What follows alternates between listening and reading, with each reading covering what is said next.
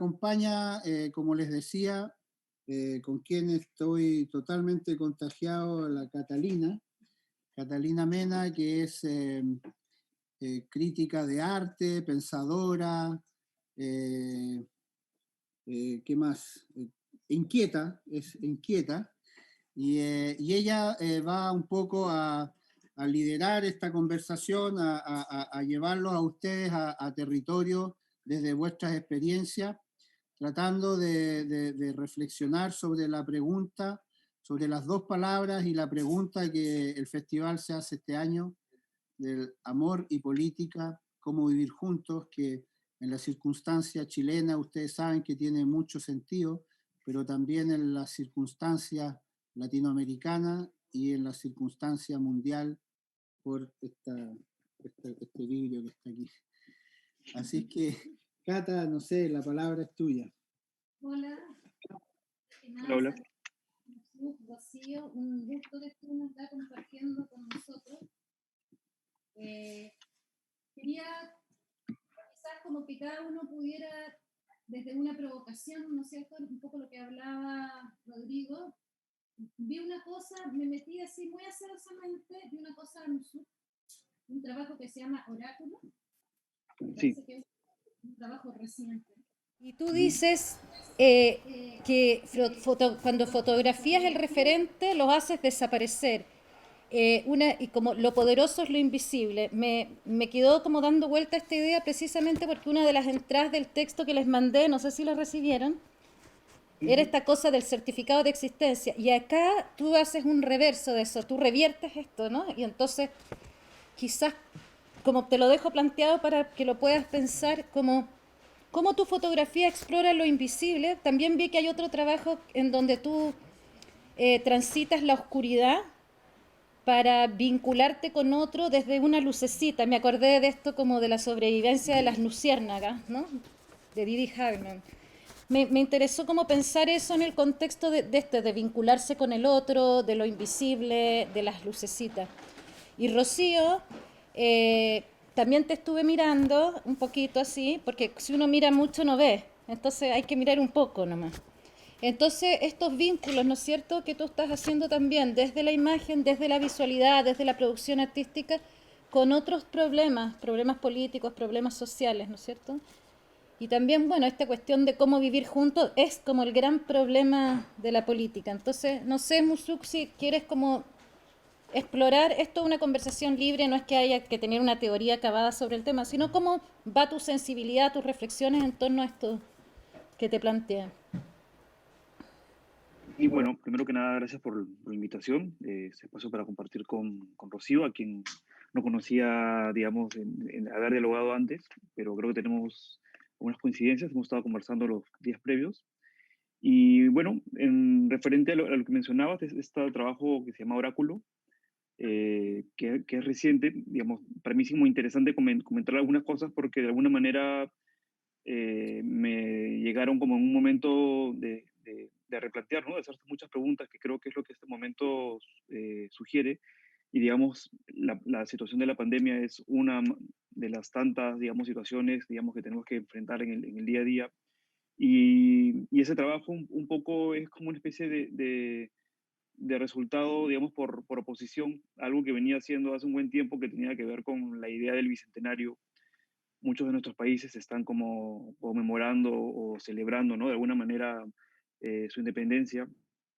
Eh, y hace unos años, pensando que esta fecha venía pronto, estuve haciendo como una especie de registro de momentos, situaciones, lugares, objetos, cosas que de alguna manera me podían permitir construir, ¿no? Una otra historia, ¿no? De cómo se ha confirmado, de cómo se ha configurado, ¿no?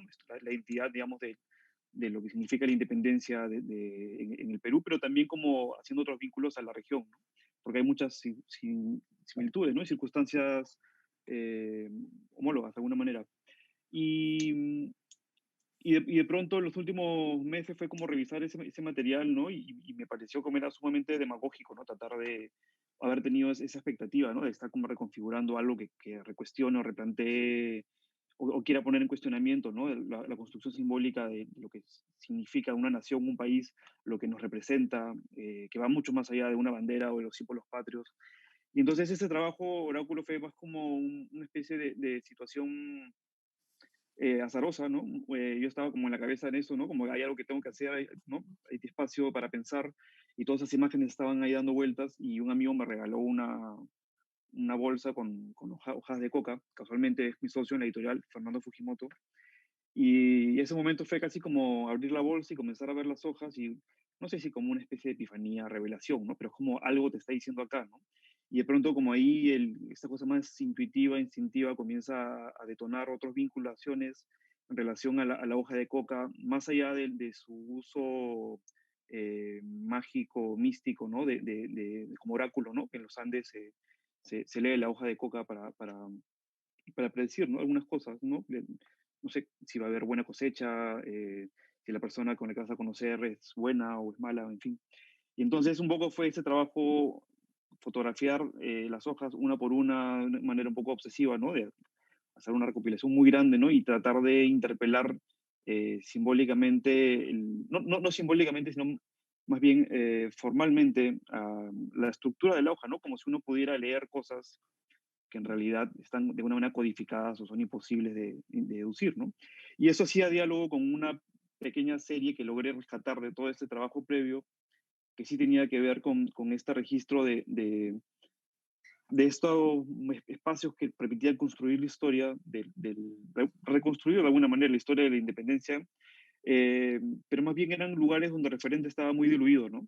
Entonces era pararse en la casa de Tupac Amaru, que fue, por ejemplo, digamos, el precursor, ¿no? De la independencia americana, y mirar al cielo, ¿no? Y era fotografiar el cielo.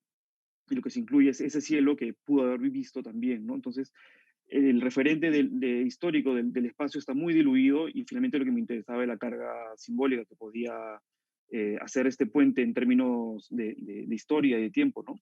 Y así hay como otras 4 imágenes que configuran un políptico, que es lo que genera un diálogo con las hojas de coca, ¿no? Pero finalmente, ante esta imposibilidad de poder como leer algo, tener cierta certeza de algo, era que se generaba, creo que el interés, ¿no? De mencionar y titular el trabajo como oráculo, ¿no? Que en realidad era como una especie de tomadura de pelo. No, y además súper interesante eso que te decía, como del poder de lo invisible. Que ahora O sea, si estamos todos confinados y todos metidos en una distopía por algo invisible, o sea, el virus es una cosa invisible. Entonces, muy interesante pensar la fotografía desde el reverso, ¿no? Desde lo invisible. Rocío, ¿y tú como tus reflexiones así vinculando con alguna de las provocaciones que están un poco en el texto del FIF de este año? No sé si algo te disparó alguna reflexión. Pues sí, muchas cosas. En primer lugar, quiero dar las gracias por la oportunidad de estar con ustedes. Gracias a Ana María, a Rodrigo, a ti, Catalina, a Musuk. Pues mira, sabes que yo siempre me sitúo un poco en esta cuestión del paisaje, ¿no? Precisamente revisando el trabajo de Musuk, a quien debo reconocer no conocía, un fotógrafo muy joven. Yo ya estoy como entrando en una edad, pues digamos, estoy en la mitad de los 40, pero también haciendo esta distinción por el territorio que mencionabas en varias ocasiones, ¿no? Desde lo íntimo, cuando en el texto tú mencionas el closet, el lugar en donde están como los recuerdos o los objetos que en mente algo que podrían en otro momento ser tan importantes como ahora, ¿no? Creo que en ese sentido los afectos se han potencializado mucho a territorios muy mínimos, ¿no? Y también en este aspecto, bueno, pues estuve pensando mucho en esta cuestión de a dónde sí podemos ir, o sea, en dónde podemos estar juntos o juntes, y con quiénes, que esa también es otra de las preguntas o puntos importantes que mencionas en el texto. Y bueno, pues yo soy del norte de México, del noreste mexicano, y nuestros territorios son desérticos. Es decir, nosotros estamos del ombligo hacia arriba de México, nosotros somos el otro México, ¿no? Somos los otros nortes. Que la frontera norte de México es, digamos, la más, para bien y para mal, colinda con Estados Unidos. Sin embargo, pensando en esta cuestión de los afectos y el territorio, comentaba con Musuk, el hecho de lo poético, ¿no? O sea, de cómo es que precisamente, pues en esta cuestión de lo que han estado ustedes como país atravesando, viviendo intensamente, desde el domingo, bueno, desde antes de las elecciones, estuve pensando en de qué manera yo puedo pensar a Chile o puedo, digamos, construir en mi imaginación esta vinculación entre amor y política, ¿no? Y creo que es justo a partir del paisaje, de lo que hay en el territorio, y me llevó mucho a Raúl Zurita. Tuve la oportunidad de conocer aquí en Monterrey, en la Feria Internacional del Libro del Tecnológico de Monterrey, y todo lo que ha pasado en un año, ¿no? O sea, bueno, no solo en un año, él me parece como un gran archivo, ¿no?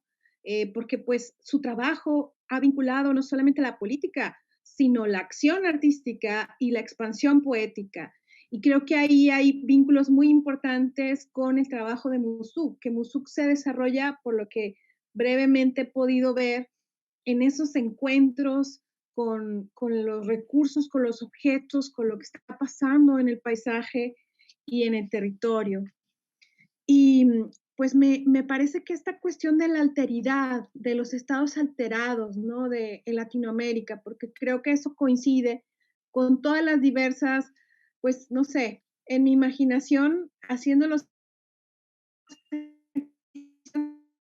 para este día, pues todo el recorrido que yo dejo de Chile, de Valparaíso, ¿no? O sea, todo lo que tendría que pasar, ya sea por aire o por tierra, para poder llegar hasta donde están ustedes, y esta, entre comillas, facilidad o vínculo para estar juntos a través de estas pantallas, a través de la interacción, me deja siempre como en estos ámbitos como de mucha emoción, o sea, hay una emoción contenida en todos estos eventos y pues hasta ahí llega en este momento mi pensamiento. Tengo algunas imágenes precisamente pensando en esta cuestión del territorio, pero quisiera avanzar. Creo que en la siguiente provocación podría mostrar algunas y pues vamos, me parece que eso es un poco desde donde yo estoy empezando a oscilar mi pensamiento. Musuki también me parece interesante el tema, o sea, que Práctica fotográfica tiene que ver con la editorialidad, ¿no? Como además veía que siempre tus fotos llevan textos, o sea, hay otra foto que vi que es como un lugar oscuro, creo que fue en Cuba, donde hay como unas pocas luces y tú dices como en esas lucecitas, por eso te decía que me recordé la sobrevivencia de las luciérnagas, como en esas luces, como luces oscuras, como pequeñas luces, como pequeños puntos de iluminación donde tú dices vas al encuentro con el otro, lo dices así, textual. Me gustaría que reflexionaras un poco en este deseo de encuentro con el otro vinculado tanto a la foto como a la editorialidad, como al trabajo editorial. Me permito, Musuk, no sé, en tu dinámica, si te nace ir abordando la reflexión que te invita la Cata, compartiendo imágenes, bien.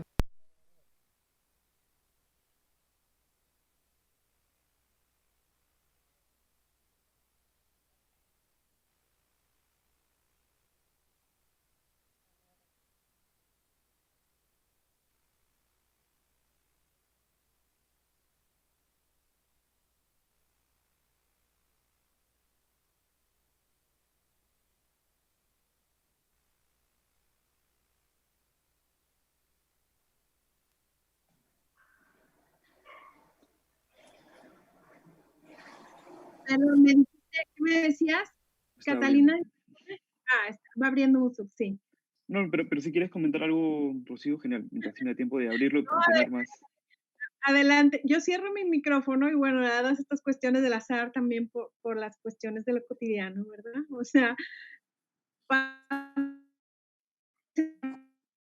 que vende los tamales, los perros, para adelante, te escuchamos y yo te veo aquí. No, pero no hay problema con el silencio, ¿ah? Tranquilos. Ya, es que no lo encuentro tan rápido, no sé por qué. Entonces no te preocupes, no te preocupes. Si es que, Ya lo tengo. ¿viste? Ahora sí, ya.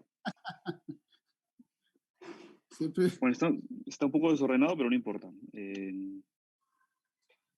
Estoy habilitado para compartir pantalla, ¿sí? sí, me imagino que sí. Ven Ahí mi... esa, ¿Se era logra ver? esa es exactamente la foto que comentaba la Cata. Sí, bueno, es un trabajo, digamos, que siempre tengo muchos como autocensuras a la hora de pensarlo y hablar porque fue desarrollado en Cuba, ¿no? Y es un espacio que tiene, digamos, toda una historia consigo, ¿no? Y cada vez que abordamos cualquier cosa que tenga que ver con Cuba, asumimos ciertas cosas, ¿no? Y tenemos ciertos deberes, ¿no? Con la propia historia del territorio, pero cuando trato de decir que me interesaba no tanto pensar el territorio en función a su historia reciente, sino más bien al territorio como espacio, digamos, estar trabajando en una isla, solo esa connotación para mí ya me generaba como un impulso para pensar el trabajo, ¿no? Eh, y es un lugar del cual, si yo, digamos, pensaba en tratar de abstraerme, ¿no? De la historia reciente referente a la revolución, de todos los íconos que aparecen a lo largo del territorio de la isla, me generaba con muchas preguntas, ¿no? Como qué cosa uno, cuando logra tratar de esquivar todos estos estereotipos, qué cosa encuentra, ¿no? Y un poco bajo esa premisa fue que este trabajo partía un poco por generar como derivas, propiamente como metodología, ¿no? Bueno, hacer largas caminatas un poco sin rumbo, y principalmente eran hacia la tarde de noche, ¿no? Y entonces era como estar deambulando por estos espacios y era una linternita lo que me permitía como abstraer, sacar ciertas cosas. Y sí, realmente como hubieron muchos momentos, ¿no? Donde estaba muy oscuro, ¿no? Y era estar como avanzando en un territorio donde no tenías mucha noción, digamos, de profundidad, de lejanía, ni de qué cosa vas a encontrar, casi como una especie de moverse, ¿no? En relación a la intuición y a la imaginación. Y era a través digamos, de la luz, ¿no? Y la fotografía en que uno certificaba el encuentro con el otro y el vínculo y la relación que uno establecía, digamos, entre personas, ¿no? Debería haber avanzado un poco más de imágenes, creo.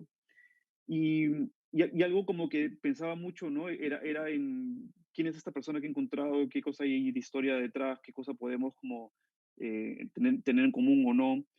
Y en cierta medida, como me parecía más oportuno tratar de diluir la singularidad y pensar más bien en una reflexión a través del nosotros como humanos, ¿no? Sin que entiendo que ahí uno encuentra varios, digamos, dilemas éticos, digamos, de representación del otro, ¿no? De la justicia, digamos, del poder que uno ejerce como fotógrafo y en otro lugar, pero, digamos, asumo el riesgo y tomo la responsabilidad. Y este caso particularmente, que para mí fue como un momento, de alguna manera revelador e interesante, eh, fue porque, digamos, muchas de las caminatas me había encontrado con este personaje que caminaba por las calles de La Habana Vieja, era invidente, y no me había atrevido como a acercarme ni a fotografiar, ¿no? En fin, era como una situación ajena. Y de pronto, después de varios días, ¿no? Me generó esta como curiosidad, ¿no? De empezar un diálogo y, realmente de idiota le terminé preguntando si conocía dónde quedaba tal lugar, ¿no? Pues como esas preguntas triviales que uno le hace como qué hora es, y no fui tan consciente y me di cuenta de mi pregunta irrespetuosa, ¿no? De preguntarle a un invidente dónde queda tal lugar. Pero lo increíble fue que este señor me dijo, vamos, yo te llevo porque estoy yendo a mi casa que queda por ahí. Y comencé a caminar acompañándolo y siguiéndolo en su evidencia, pero en su registro sensorial, ¿no? A través de conocer y mapear su territorio ya por, no sé, por los años que lleva ahí. Y eso fue como, me hizo mucho eco, ¿no? Entonces es casi de las únicas personas que parecen, digamos, reconocibles, ¿no? Y claro, uno podría dudar si es una persona que no ve o no ve, eh, pero digamos, era más o menos hacer este vínculo de espejo, ¿no? Y tomar simbólicamente su lugar en cómo había yo estado tratando de moverme por el lugar. Eh, bueno, y además decir, ¿no? De que se estableció un diálogo, ¿no? De conversar y, ¿no? Y estoy siendo fotógrafo, estoy haciendo algo así, y, y estuvo de acuerdo, ¿no? En hacer un retrato, ¿no? Y después me pidió que se lo mande a su hermana, y en fin. Y no sé, como estoy contando situaciones anecdóticas, pero digamos, más allá de la anécdota, eso me hizo mucho sentido de estar como en un territorio a oscuras y tratar de encontrar a través del recurso de la luz, eh, no sé, generar ciertas, como destacar ciertos elementos, ciertos personajes que permitían construir luego en una publicación, digamos, una narrativa con un poco más de coherencia, ¿no? En la publicación lo único que aparecen son dos poemas, uno de Leopoldo María Panero y uno de Roberto Juarros. Y digamos, es los únicos elementos textuales que permiten transitar por las imágenes, ¿no? Justamente es esta la publicación. Pero más bien fue interesante para mí porque la construcción de las imágenes y la fotografía me permitían ir como articulando en la cabeza una posible narración luego en términos editoriales. Qué más poético que tener como guía a un ciego? Sí, definitivamente, ¿no? Es como la idea de la linterna, ¿no? Nuevamente esta cuestión que a lo mejor puede ser bien inconsciente, pero aparece mucho en tu trabajo, esta cuestión como de lo invisible, de donde hay como de iluminar lo invisible. Del rastro como indicio, ¿no? De la presencia de algo, de sugerir que algo pasó, algo estuvo, y hay algo que se está transformando, ¿no? Mm. Y bueno, Pues, la cuestión más editorial permite de hacer ciertos juegos, ¿no? De generar una secuencia con algún tipo de lógica que crees que te está contando algo, pero en realidad es mucho más... la propia secuencia es una deriva, ¿no? Hay estas sugerencias, ¿no? De haber acabado de entrar como a una salida, no a una puerta, pero te lleva finalmente a otra cosa, ¿no? Nuevamente. Que tiene que ver con algo fundamental, que es como con la escucha, ¿no? Con esa necesidad para poder encontrar un camino propio de estar a la escucha, de estar como atento a lo que está sucediendo alrededor de uno, para para poder poder tomar tomar decisiones y ver hacia dónde caminar. En En el el viaje viaje del fotográfico fotográfico y en el y en viaje el en viaje en general general son son condiciones condiciones súper súper importantes. O importantes. sea, O sea, cuando cuando uno uno sale sale de de casa casa y y decide decide por por A, A, B, B, C, C, ir a ir otro a otro lugar, lugar, finalmente finalmente el viaje tiene esa condición, esa necesidad como de humildad y de observación, de tranquilidad para ir avanzando, y que finalmente es una metáfora también que se puede abordar en todos los aspectos de la vida, ¿no? Uh-huh. Sí, algo que quería agregar, ya que Rocío mencionó a Zurita, y que ahora que estaban mencionando esto, que me parece como interesante como comentarlo, que hace como 3 años o 4 vino a Lima a hacer una charla magistral en la Universidad Católica. Y bueno, yo había leído Zurita, había visto su trabajo, conocía un poco, había visto muchos videos en YouTube, ¿no? En fin, pero lo que para mí fue realmente trascendental y muy emocionante fue esta oralidad que tiene no sé si oralidad, digamos, pero cómo él lee su poesía. Hay como una cuestión de mantra, ¿no? Que ya no importa si estás escuchando lo que está diciendo en términos de saber qué palabra utilizó, pero digamos, esa cadencia generaba como una vibración que era estremecedora, ¿no? Y me hacía mucho eco, en mucho sentido, digamos, si el desierto me hablara y tuviera una voz, tal vez sería, digamos, la voz de Raúl Zurita, ¿no? Y ahí había como algo que creo que tiene que ver que es una cuestión muy visceral, ¿no? Del territorio que une a nuestros países. Rocío, ¿tú querías compartir unas imágenes también? Sí, quiero compartir un proyecto precisamente una bitácora fotográfica del paisaje pues en esta como bitácora de deriva, de encuentro a un lugar donde ya no hay otros, ¿no? O sea, donde están, pues justo esta cuestión del desierto, que es lo que, pues digamos, en este contexto a mí me rodea. Puedo compartir pantalla desde aquí, ¿verdad? ¿Comparto pantalla? Claro, Ok, ahí va. Entonces, voy a compartir pantalla. Ustedes me dicen si ya lo ven. todavía no. Lo tengo aquí al frente. No, Yo le puse ahora compartir. se apagó tu cámara. A ver. ¿Ya lo ven? Todavía no. Please Grand Browser, ok. A ver, Oh, yeah.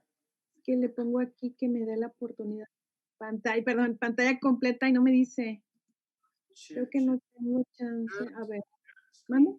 Share screen. ¿Mande? Share screen. Oh, Sí, yeah. no me da chance. A ver, ventana de la aplicación. Ah, ok, voy a compartir esta desde la pantalla. Ahí, Eso. Oh, yeah. perdón. Muy bien. Ahora sí. Buenísimo. Bueno, les voy a mostrar el trabajo de Federico Jordán.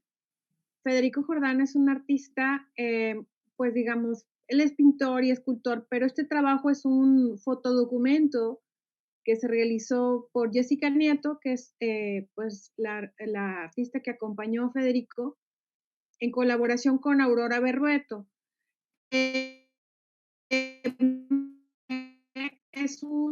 un pueblo que queda de 150 kilómetros más o menos. Es una estación de tren que está abandonada en medio del desierto de Coahuila. Ustedes me dicen si se ve. Estoy avanzando hacia abajo porque como es la pantalla. Sí, estamos viendo todo perfecto. Ok, entonces voy a avanzar hacia las imágenes. Este es el catálogo del proyecto. Es un proyecto que lo hizo en colaboración con Aurora Berrueto, que es la curadora, y con Jessica Nieto, que fue la fotógrafa que acompañó a Federico a esta pequeña estación de tren abandonada en un municipio, en un ayuntamiento, en una cabeza de municipio que se llama General Cepeda. Esta imagen que tenemos arriba es justamente de cómo se ve este lugar. Es un lugar en medio del desierto de Coahuila. Coahuila es un estado en el noreste mexicano, pues que digamos tiene esta leyenda, estuvo del Paleolítico, entonces todo esto es desierto y aquí es donde se encuentra una zona muy particular que está llena de petroglifos y también pues de abandono, ¿no? Entonces, este proyecto se llama Memorias para Olvidar. Ahorita les paso el link si lo quieren después consultar. Es un proyecto que se realizó justamente con esta idea del paisaje, ¿no? Voy a avanzar hasta la imagen porque tenía el PDF, pero no me lo está mostrando en la computadora. Pero lo que hace Federico es intervenir este paisaje, ¿no? Muy en el cuestionamiento sobre lo que encuentra. Estas son algunas fotografías. Estos son bardas abandonadas, son trazos que realiza Federico con pintura en diferentes colores en las bardas abandonadas de este pueblo semifantasma, ¿no? Luego, esto que vemos aquí es una fotografía hecha precisamente con un dron sobre el terreno desértico, ¿no? O sea, con un arado él hace orada el suelo, ¿no? O sea, es como que son varios acontecimientos, ¿no? El hecho de llegar hasta esta estación abandonada, el trabajar con una serie de imágenes que evidentemente pues están ahí en un espacio, pues también sin nadie, ¿no? Aquí no hay un encuentro con nadie más, o sea, el pueblo está bastante solo, incluso tiene todas estas dimensiones, ¿no? Que tienen los espacios de esta naturaleza en América Latina. Es un lugar donde se bajan los niños porque pues está más o menos cerca del tren, entonces se bajan ahí para buscar algo de comer, viven en este semiabandono y vuelven a subir al tren, que bueno, aquí en México le dicen la bestia, ¿verdad? Así le llaman al tren que los lleva hasta Estados Unidos. Estos son fotografías también del espacio y hay una serie de videos, pero ahí sí creo, no sé si se alcance, puedo compartirlo a ver si se ve con la acción de Federico al momento de llegar a este lugar.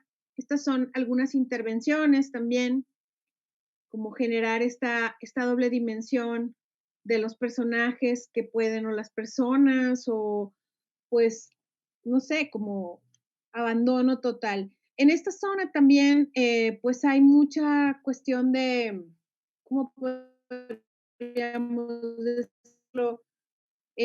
Pues abandono de cuerpos, ¿no? Aquí bueno, el noreste mexicano, con esta, pues digamos, migración de centroamericanos que llegan hasta este lugar y de alguna forma algunos sobreviven, otros no, entonces es como una especie también de enorme cementerio que lamentablemente es como tierra de nadie y todas estas características están presentes en este proyecto que les digo, así lo tituló tanto Federico como Aurora, Memorias para olvidar, ¿no? Luego, por ejemplo, el mismo paisaje va dando lugar a este tipo de intervenciones, objetos que se van encontrando. No sé si aquí se alcance a ver, lo voy a hacer un poquito más amplio. Pues en estas zonas, pues hay muchos objetos en abandono, desde mochilas, zapatos que los migrantes ya no pueden llevar en su, ¿no? Entonces hay muchos objetos encontrados ahí, carteras, como paso de mucha gente, ¿no? O sea, y el lugar siempre aparece como un lugar abandonado, ¿no? Sin embargo, pues hay mucho tránsito de personas precisamente por estas cuestiones, ¿no? Del olvido, de este semiabandono, dependiendo pues la vía del tren, el encuentro con estos objetos, con estas, bueno, este es un tanque de un tráiler, ¿verdad? También semiabandonado en el desierto, pues por las cuestiones de accidentes o, no sé, abandono ahí. Entonces, todas estas características del paisaje van integrándose no solamente a lo que va haciendo Federico, sino también a lo que va narrándonos, ¿no? Esta bitácora sobre este lugar que se llama Marte. Bueno, no sé si hasta aquí quieren, déjenme compartiendo, aquí hay algunas otras imágenes. Súper. No, interesante cómo se vinculan ustedes dos, ¿no es cierto, Rocío y Musu, en el sentido de que la imagen es como síntoma y o sea, es como presencia por ausencia, ¿no? Las personas no están ahí, pero hay síntomas de este estar juntos, para volver un poco a retomar de cómo vivir juntos, ¿no? Un poco también lo que hablaba Musu, o sea, cómo lo que estás mostrando es solo síntoma y no es, y lo que está invisible es donde ocurre lo político. Y también estuve pensando en relación a esto, me da la sensación en mi trabajo de que se niega a la representación, ¿no? Como a los clichés de la representación, que siempre los elude, ¿no? Trata de fugarse de la representación. Y hay un filósofo chileno que ha estado últimamente vinculado, que se llama Rodrigo Carmi, y él hizo un vínculo bien interesante a propósito del estallido social, para meternos en política de una, y él decía, la representación corresponde al poder, y la imaginación es popular. Y es muy interesante, por ejemplo, cómo en el último tiempo el movimiento social se han destruido, ¿no es cierto?, monumentos, estatuas, representaciones, ¿no es cierto?, del poder que el pueblo ya no reconoce, ya no quiere esos monumentos. Entonces hay un héroe, por ejemplo, que es un militar que está en la Plaza Italia, que es la Plaza de la Dignidad, donde ha ocurrido como este movimiento, y que quieren cambiarlo por un perro, que es como un perro, el perro chileno callejero, ¿no? Entonces pensar esta disputa entre la representación, el poder y la imaginación ligada a lo popular, no sé si te hace sentido, Musu.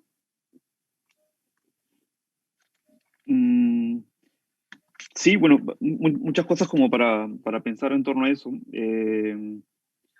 Y también creo, o sea, lo que pienso también del rol, digamos, de nosotros quienes estamos utilizando la imagen, digamos, para representar cosas y hacemos circular imágenes en medios de comunicación y finalmente terminamos siendo como canalizadores, ¿no? Catalizadores de alguna manera también de ciertas problemáticas. Y creo que digamos, es un momento donde está muy impuesto en cuestión, digamos, la legitimidad, ¿no? que uno tiene para poder representar al otro. Y finalmente porque también, ¿no? se generan ciertas estructuras de poder, de desigualdad, ¿no? Y inequidad, ¿no? En términos de quién representa a quién. Pero no sé, quizás me es más fácil como vincularlo concretamente a situaciones no sé, de experiencias, digamos, de trabajos previos, ¿no? No es que me interese mucho hablar como de mi trabajo porque soy yo quien lo he hecho, sino más bien por el trabajo en sí mismo. Eh, Hice un proyecto que era recopilar imágenes de la colocación de las primeras piedras, que este acto simbólico, ¿no? Por excelencia, ¿no? De la retórica de lo político que hace esta especie de teatralización, ¿no? Del gesto para representar que va a haber algo que muchas veces ni siquiera se concreta y que se repite, ¿no? Sin ningún tipo de sentido ni cuestionamiento del origen y el fin simbólico del acto. Y más bien lo que hacía el proyecto, bueno, la publicación era bajo la repetición sistemática, ¿no? De una y otra vez comenzar a quitarle poder, ¿no? Y hacía algo que siempre creo que creo que se ve acá. Sí. Sí, bueno, es una publicación que dice que se llama La Primera Piedra. Y, y para mí era como muy interesante, digamos, pensar cuál es la estrategia, ¿no? Para poner en cuestionamiento esto, ¿no? No se trataba de intervenirlo, tacharlo, hacerle una alteración formal, ¿no? A la imagen, sino más bien era bajo la repetición y evidenciar, digamos, este proceso, eh, digamos, mediante la repetición, las cosas se comienzan a llevar al absurdo, ¿no? Y es como te preguntas, ¿por qué personajes, digamos, de distintos rangos de poder hacen el mismo gesto, con las mismas condiciones, de la misma forma, para representar qué cosa, ¿no? Eh, y no sé si eso quizás también como permite pensar un poco esto que estabas mencionando, ¿no? Sobre los monumentos, sobre todas estas acciones de derrumbar monumentos que han estado sucediendo en Latinoamérica, bueno, en Europa y en otras latitudes. Justo lo comentaba mucho, hace poco se derribó la estatua de Belcázar en el Cauca, en Colombia, y un gran amigo, Jorge Panchuaga, que es de esa zona, ¿no? Digamos, más allá, ¿no? De connotaciones éticas, si está bien o está mal, digamos, esta reivindicación simbólica que generaba el hecho de hacer digamos, retirar ese monumento, eh, no sé, como que más allá de cualquier retórica que se pueda pensar y análisis teórico, no sé, esa acción, ¿no? De reparación, a mí me parece como incuestionable, ¿no? De alguna manera, ¿no? Que excede a lo que uno pueda, digamos, pensar que es lo correcto, que es lo que está bien o que está mal, si la historia debe ser interpelada, pero, digamos, uno no la puede cambiar y debe quedar ahí. Y es algo como que me imagino que va a seguir como dando vueltas, ¿no? Y es como una semilla, ¿no? Que se ha plantado, pero que creo que va a seguir ahí dando vueltas, ¿no? Mm. ¿No querías mostrarnos el libro entero? El libro entero no lo tengo acá en esta presentación. Pero no, particularmente. pero pensé que ahí en tu PDF había más imágenes. No, pero no te preocupes. Me hubiese Sí, gustado. bueno, les puedo compartir este proyecto que un poco va en la misma línea, que no tanto tiene que ver con estas quizás se aleja un poco, ¿no? de las estatuas y los monumentos, pero que sí aborda, digamos, las problemáticas que conciernen a la retórica de lo político, ¿no? O de la política, más bien, más que de lo político, que es un trabajo que, bajo la misma estrategia, ¿no? De sacar un montón de imágenes oficiales mediante la palabra minuto de silencio, me metí digamos, a la página de la web del Congreso y ver en el archivo histórico de fotografías, mediante esta contraseña, ¿no? Minuto de silencio, el momento en que el fotógrafo se le requiere, ¿no? Que haga una fotografía del minuto de silencio, ¿no? Y más allá, digamos, de la representación formal del acto, ¿no? Donde todos los congresistas se paran frente al hemiciclo y hacen un minuto de silencio y están en este gesto inerte, sin decir nada, ¿no? Casi como estatuas. Era un proyecto, digamos, antiguo, que eran 32 minutos de silencio, donde era la misma foto, bueno, la misma foto, diversas imágenes, pero que representaban lo mismo, ¿no? No importaba cuál era la consigna ni qué cosas estaban representando o a quién estaban honrando, pero digamos, lo que el fotógrafo interpretaba en términos oficiales era representar a la totalidad del hemiciclo, que finalmente el Congreso es quien representa al país en este acto simbólico, ¿no? Y esto como finalmente encontró sentido en esta otra serie que tenía que ver con haber estado fotografiando las protestas principalmente en Lima, de diversas motivaciones, que tenía un cuerpo de trabajo bastante extenso, ¿no? Sumamente disperso, porque cada protesta tenía una consigna distinta, apuntaban a distintos momentos, a distintos partidos políticos, distintos líderes, pero siempre era como cuestionamiento al poder, ¿no? Y era como la calle, las consignas, las arengas, y había toda como una retórica, ¿no? de la protesta, de cómo ejercía, digamos, su voz, ¿no? Y un poco lo que se fue pasando en el camino, de hacer imágenes mucho más como contextuales y específicas de las protestas, como empecé a hacer imágenes que me permitían sacar ciertos elementos y abstraer ciertas cosas, sin tener mucha claridad de qué cosa iba a hacer luego, ¿no? Pero una vez que apareció como, digamos, la posibilidad de plantear esto en una publicación también, y en una serie, ¿no? Fotográfica, me pareció como oportuno generar un encuentro, ¿no? Y un diálogo forzoso, creo que es un correo, a generar un diálogo forzoso entre estos dos extremos de la representación, digamos, de la retórica, ¿no? De la política, la oficial y la no oficial. Y sí, bueno, estoy compartiendo esto un poco como en relación al trabajo, ¿no? de la primera piedra, ¿no? Y cómo de alguna manera encontramos ciertas como fisuras o fracturas, ¿no? Donde el poder permite, ¿no? Ponerlo en cuestión a través de imágenes, por más que no es que piense que esto vaya, digamos, a generar nada en específico, ¿no? Pero de alguna manera es como una especie de intento de evidenciar, ¿no? De qué manera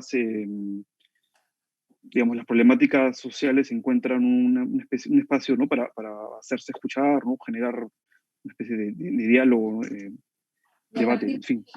Yo pensaba también en esta idea de un historiador, de Lee Haberman, que él dice, la imagen, o sea, una imagen poderosa se opone a una imagen del poder, como que contrapone una imagen del poder, que es como el monumento, a las imágenes poderosas.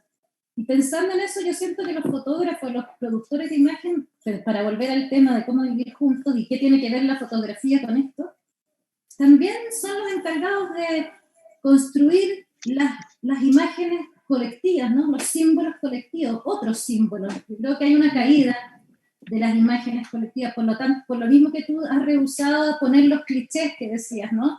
De Latinoamérica, de los símbolos, las representaciones oficiales, como que parece que ya no nos sirven, pero estamos en una crisis bien grande, y cómo vamos juntos a construir otras imágenes que sí nos representen más, ¿no? Que sí tengan que ver con nosotros, en un ejercicio de imaginación también, como cómo podemos imaginar otra visualidad que sí, en la que sí nos interrelacionemos. O sea, es como la política de la imagen. Yo creo que es un tema que quizás, no sé si Rocío desde su práctica como doctora en sociología, que se ha metido en los temas políticos, ha pensado, digamos, cómo la gente que produce imágenes contribuye al tejido político. Un poco esa pregunta. No sé si Rocío, si estás por ahí. Parece que se le va la... Ahí voy. Ahí va. Me salgo para que funcione mejor. Cuando se muestran muchas imágenes, si me quedo con imagen. Pero mira, respecto a lo que dices, considero que hay una serie de reflexiones importantes, incluso dentro de esta circunstancia, como mencionaba Musu, de la caída o digamos la destrucción, la intervención de los monumentos, un espacio o construcción, cuestiones de la modernidad, encuentro diálogos con también colaboradores, amigos. Hay un colectivo de fotógrafos acá en Monterrey, que él es colombiano, él se llama Futuro y ella se llama Lorena.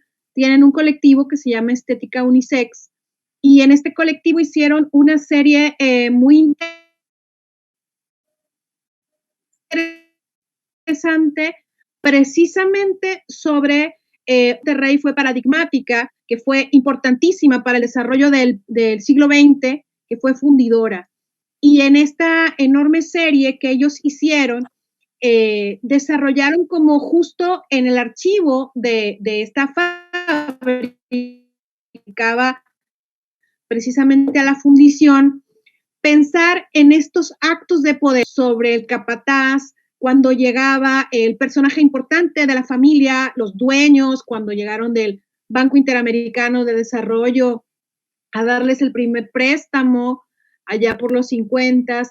Entonces, hay una serie de imágenes que también dialogan justamente con estas ausencias, ¿no? Con esas ausencias o con estas características tan estereotipadas que se trabajaron precisamente a partir de estos documentos fotográficos que solamente narran una parte de la vida de la fábrica, una parte de esa memoria industrial. Monterrey es una ciudad industrial.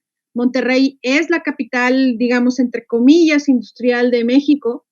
Nosotros, digamos, en este territorio coincidimos con todas estas capas de significado en el sentido territorial, desde lo desértico, pero también desde esta otra metarráquea. Nos habla sobre digamos, que aquí no había indígenas, ¿no? Que aquí no había grupos o pueblos originarios, que lo que sí ha habido y sigue existiendo es esta cultura empresarial que impone, ¿no? Que ha impuesto durante más de un siglo su sistema de vida y sus formas, justamente en estos momentos, ¿no? O sea, tanto de construcción como de monumentalidades, ¿no? Porque la fábrica de fundidora es una fábrica enorme, donde actualmente se encuentra un parque industrial in situ, que nos habla de esta otra memoria, ¿no? También de la fábrica como lugar de encuentro, que fue una fábrica muy importante y que también tenía un colectivo de obreros que vivió en México, ¿no? Hasta el año de 1984. Entonces, la caída de fundidora también aquí en Monterrey no solamente marca estas dinámicas como de qué pasa con este proyecto de modernidad en América Latina, ya no hay un encuentro con los obreros, este lugar nos narra una serie de memorias también. Y bueno, veo que se ha estado como alentando un poco el internet, pero igual puedo ir compartiendo en un momento previo o posterior, pues bien posterior, algunos links o algunas imágenes. Yo aquí justamente comparte tengo cámara, unos, quería mostrarlos, pero no. Sí, se alcance a ver, voy a ver si se alcanza a ver un poco. Nosotros, el portafolio.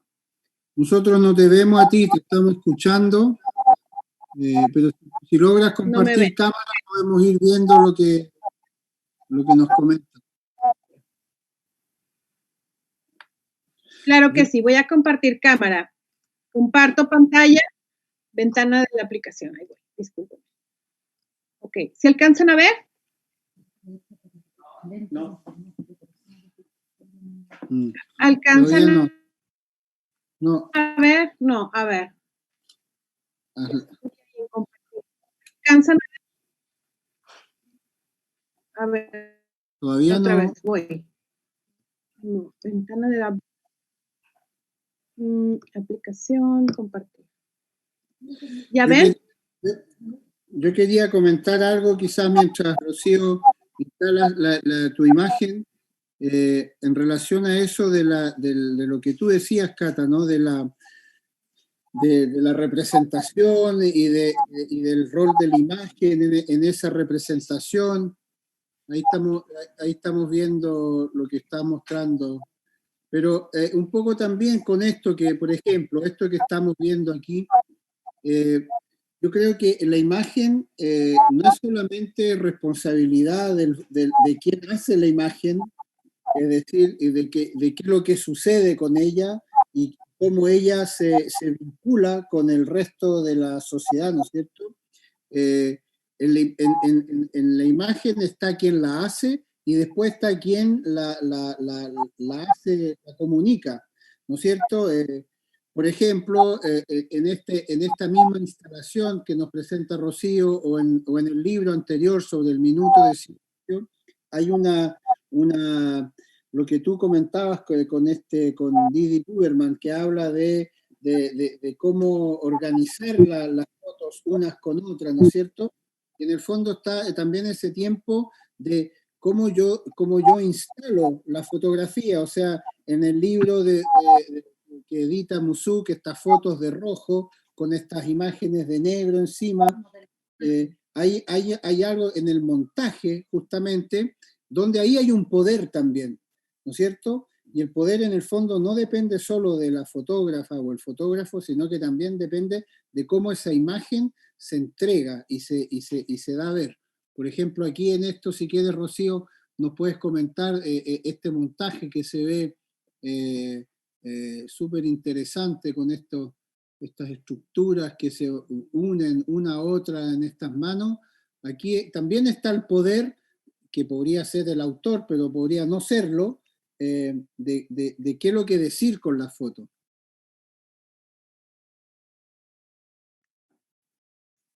Rocío. Que tienen mute el Porque micrófono. también en Musuq hay un eterno en los fotógrafos, entrando como también en el oficio, está el eterno diálogo o conflicto entre el fotógrafo y el editor, que ahora se perdió un poco con la cosa de la prensa, porque ya la prensa trabaja de manera distinta con los fotógrafos, cuando la fotografía y los fotógrafos tenían un rol mucho más presente y narrativo, siempre había una pelea entre quien hacía la foto y quien tomaba la decisión de publicarla. Entonces ahí también tiene que ver como con esa cosa de estar en una asociación para que la imagen llegue a un lugar o a otro. Porque a veces el fotógrafo hizo una toma, quiso decir algo, pero quien la publica de tal manera o publica la de al lado que no corresponde a la voluntad que tenía quien hizo la imagen, ¿no?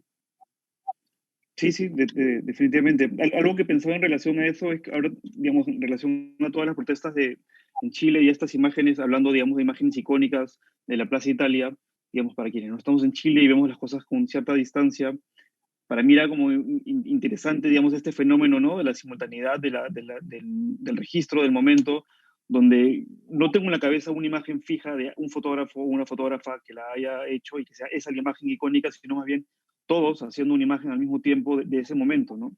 Y la construcción de la memoria se forma en base a esta colectividad y no tanto a la singularidad, ¿no? De ese único fotógrafo, ¿no? Que tiene o tenía, ¿no? Ese poder, ¿no? De hacer la imagen, llevarla a los medios y difundirla, ¿no? Y es algo como de no retorno, ¿no? De alguna manera. Sí, y ahí hay algo nuevo justamente, que es ese poder que en Chile tiene que ver con una época, ¿no? Del poder popular, o sea, que hoy día esta virtualidad, el hecho que todos seamos hacedor de imágenes y que pase en lo que pase en cualquier minuto, inmediatamente aparecen 3 o 4 imágenes filmadas o fotografiadas de las escenas más triviales o de las más importantes, finalmente pasa eso, ¿no? Que ya la imagen se genera desde todos los ángulos, ¿cierto? Y tienes razón, uno no podría decir tal fotógrafo fotografió la Plaza Italia o tal fotógrafa fotografió, sino que es una imagen colectiva que se generó y que se genera de millones de imágenes, digamos. Sí, sí. Bueno, y también, o sea, yo lo cuento desde mi experiencia en prensa, digamos, hace varios años. Uno termina fotografiando lo que sabe que esperan de uno, ¿no? Digamos, esta singularidad de poder tener otra perspectiva o mostrar las cosas de otra manera, digamos, no necesariamente funcionaban.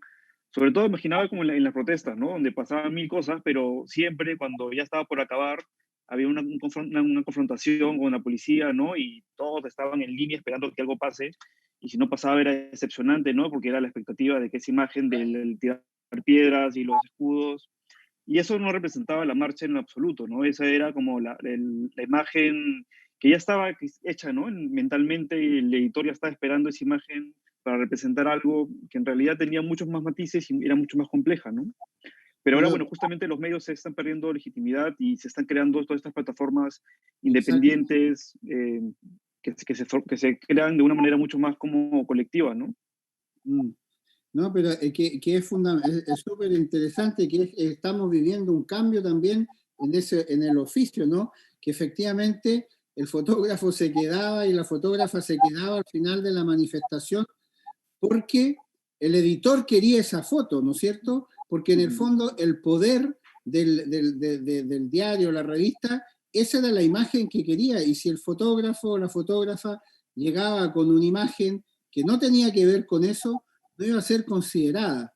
Y entonces, y eso es lo que tú dices que se está modificando, y tienes razón, y yo lo confieso en mi práctica personal, que me interesa mucho más entender una actualidad desde espacios independientes y pequeños que desde las noticias del canal nacional o del diario más grande del país, ¿no? Y efectivamente uno va construyendo eso que tú dices, Cata, de que la imaginación finalmente pertenece más a algo popular, y yo creo que efectivamente está siendo más seductor ir hacia eso, hacia esa imaginación, más que a una representación como fija, única, como lo que tú decías de la primera piedra o esa especie de ritualidad tradicional.